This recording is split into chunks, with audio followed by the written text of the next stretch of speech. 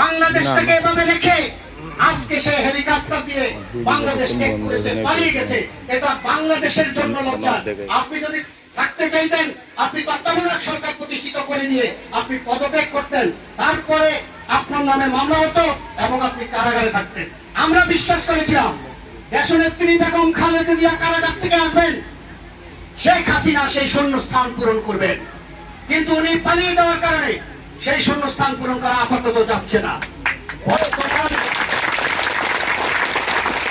বর্তমান অন্তর্বর্তীকালীন যে সরকার আছে, আমরা সেই সরকারের প্রতি দাবি করি, ইতিমধ্যে আপনারা দেশবাসী জেনেছেন শেখ হাসিনাকে বিশ্বের কোন দেশ তাকে আশ্রয় দিচ্ছে না। একমাত্র স্বামীর দেশ হিসাবে পরিচিত সেই ভারত সাময়িকলি তাকে সেখানে আশ্রয় দিয়েছেন। আমি এই সরকারের প্রতি অনুরোধ জানাতে চাই, এই অন্তর্বর্তীকালীন সরকারের প্রতি অনুরোধ জানাতে চাই, ইন্টারপোলের মাধ্যমে শেখ হাসিনাকে ধরে নিয়ে আসতে হবে এবং শেখ হাসিনার বিচার করতে হবে এবং শেখ হাসিনা যা অপরাধ করছে কয়েকশো বার তার ফাঁসি হওয়ার কথা রয়েছে।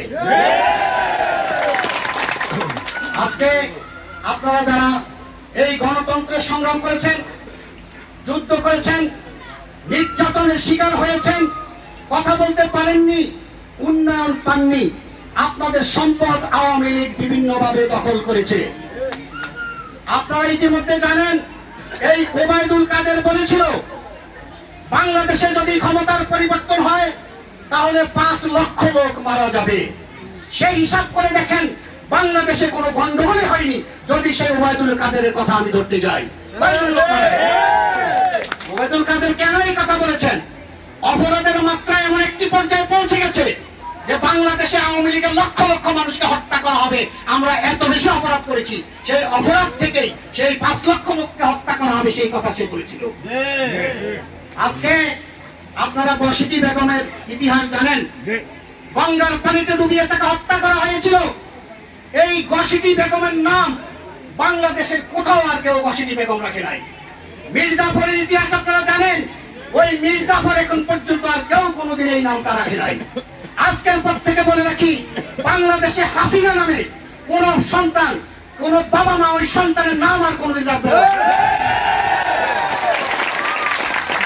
আমরা শান্তি শৃঙ্খলার লক্ষ্যে কাজ করছি।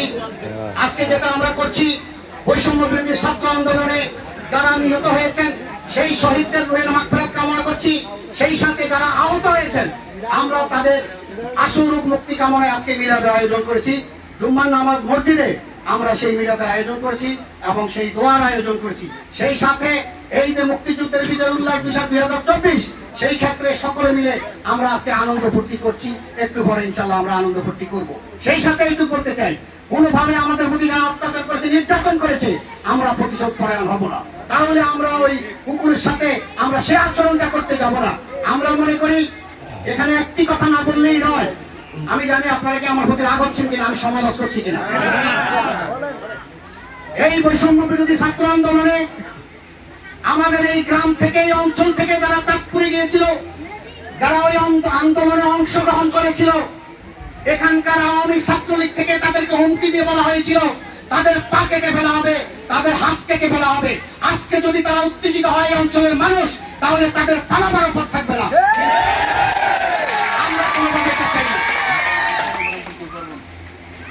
আমরা সেটা চাই না। তবে এই কথা বলে রাখি, যারা এই হুমকি দিয়েছে আপনারা তাদেরকে চিনেন এবং জানেন। আমাকে আমার অঞ্চলের মানুষ ফোন করেছিল যে পোলাপান মানাইতে পারছি না, তারা আওয়ামী লীগের কিছু কিছু অত্যাচারীকে তারা সেখানে তাদেরকে আঘাত করতে চায়। আমি এদেরকে ফোনে বলেছিলাম একটি লোককে কোনোভাবে আঘাত করা হবে না। তবে এখানে যারা আছেন, এই অঞ্চলের মানুষ যারা আছেন, আপনাদের দরবারে বিচার দিয়ে গেলাম, তাদের কি বিচার হওয়া উচিত আপনারা সেই বিচার করবেন।